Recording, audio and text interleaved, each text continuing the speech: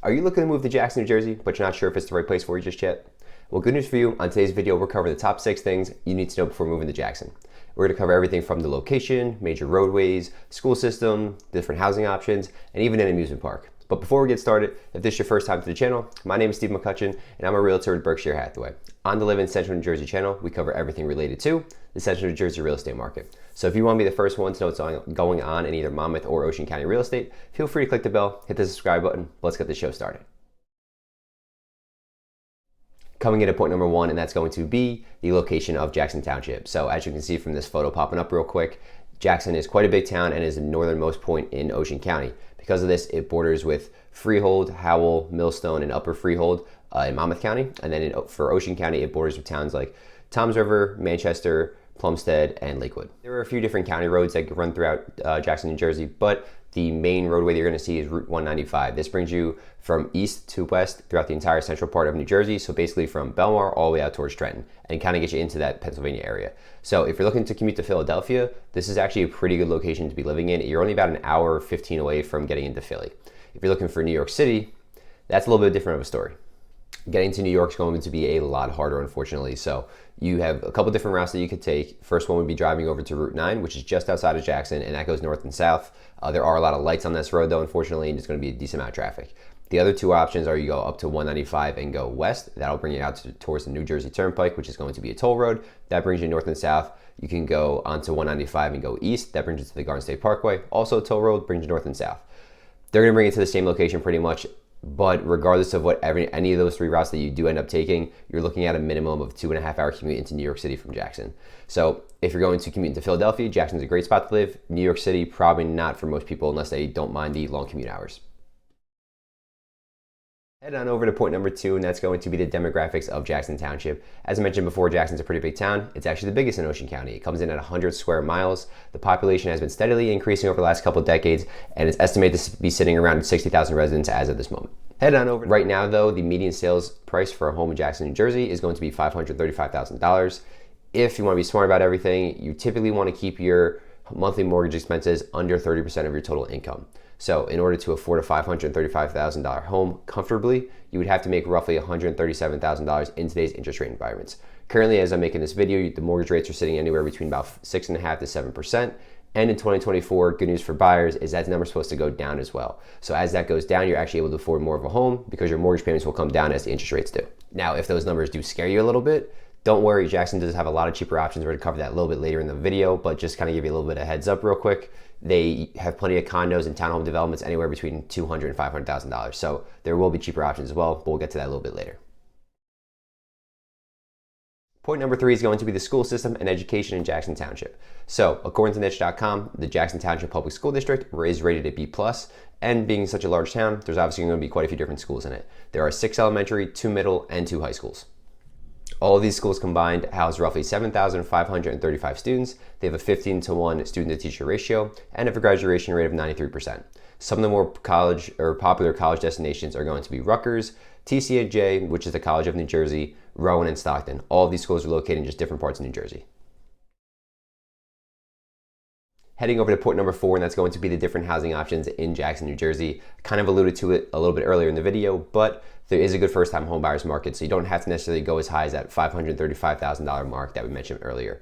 You have a great development that's in 60 acres, kind of centrally located, as you can see right there, and they have a lot to offer pretty much to everybody. They range anywhere from 1-bed, 1-bath units all the way up to 3-bed, 2-bath units with a loft. So quite a big disparity, and the price range is going to be anywhere between about $200,000 all the way up to about $360,000, maybe $375,000 to max it out at. It's a great option, highly recommend. Pets are allowed there too, and there's roughly like 1,100 units, and you'll see anywhere between, in a slower market like we had this past year, we were about 60 sales in there, and then you have at a hot market like we had in like 2020, 2021, you'll see over 100 sales. So they do turn over pretty quickly. There is one rent restriction though on there. You do have to be an owner occupied in there for 3 years before you're allowed to rent it out, but you can rent it out afterwards. When you're looking to upgrade, a lot of the single family homes that are going to be bigger than condos and townhomes are going to be starting at roughly probably like $450,000 and they work all the way up to over $1 million. So you have a lot to offer in Jackson and quite a bit of different variety. Depending on where you live, though, you will want to be aware that some spots are going to have public water and sewer, others are going to be well and septic. So Jackson being such a large town, some of the lots are going to be kind of in the middle of nowhere a little bit in the wooded areas, and they'll probably be more than likely septic and well. So if that's a deal breaker for you, just be aware, have your agent check it out, hopefully me, and they can get on that for you. If you're looking for an adult community, Westlake is a gated community, one of the more popular ones in the area. They have an 18-hole golf course that's pretty big, and I think 25 or 30 different clubs and activities. You have swimming, a pool you can go swimming in, and then they have tennis, I think bocce balls over there too. So quite an active adult community over there too. Point number 5 is going to be the entertainment options in Jackson, New Jersey. I'm just going to cover the two biggest ones because I think they're head and shoulders above the rest, and that's going to be Six Flags and Adventure Crossing. Six Flags has been around for quite a while, but the Jackson, New Jersey location was purchased in 1977 from an independent park. Now the complex has 3 different parks. You have Six Flags Great Adventure, which is the amusement park with all the rides and the games. You have Hurricane Harbor, which is the water park, and then you have the Wild Safari. It's located off of Route 537 if you take it all the way down to Jackson. If you're coming from Route 195, it's exit 16A or 16B, depending on which side of the road you're coming from. They have about 3 million guests per year, so it's a pretty heavy tourist destination, and it lasts throughout most of the year. After the summer season, you're going to head into the fall, and they have something that they call Fright Fest. They have a bunch of actors that come into the park dressed up in scary costumes, and it's a really cool walkthrough, and you get to do the rides in the late fall. By far the biggest attraction at Six Flags has to be Kingda roller coaster. It is the tallest roller coaster in the world, measuring in at a whopping 456 feet, and is the second fastest in the world at 128 miles per hour top speed. It is the fastest in the US. The coolest part about it, it really only lasts about 26, 27 seconds, maybe at the most. But when you get to the top, there's a slight pause right before you come back down, and you can see out for miles and miles in New Jersey. Really awesome view. Highly recommend checking it out if you're not too scared of the intensity of it.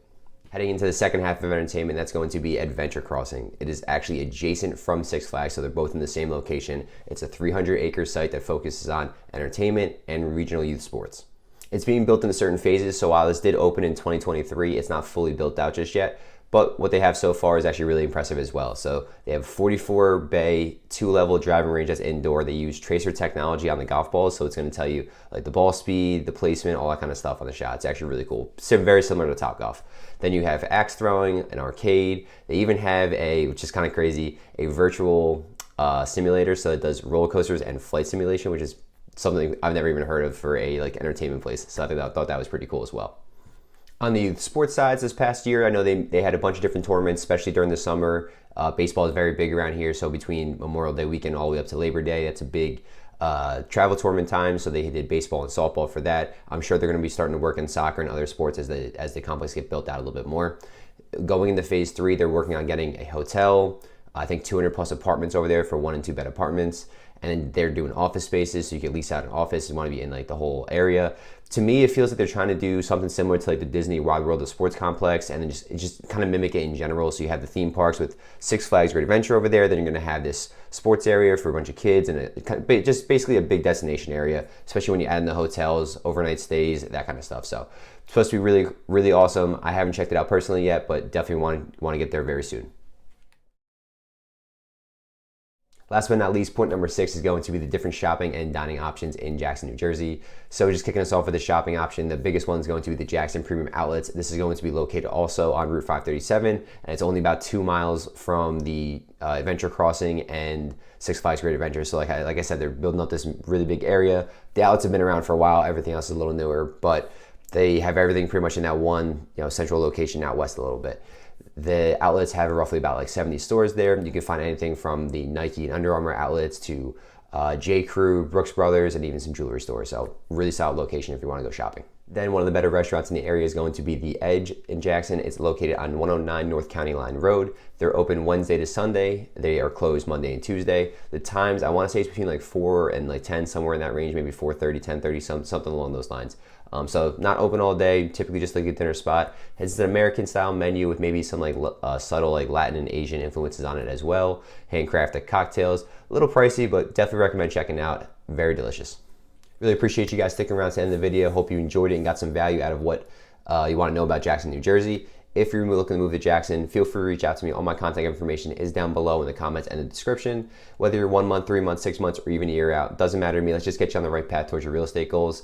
If you want to move to a different part of Central Jersey, maybe a different part in Ocean County, check out these 2 videos that are popping up right now, and hopefully they can help you out a little bit more too. Have a great day.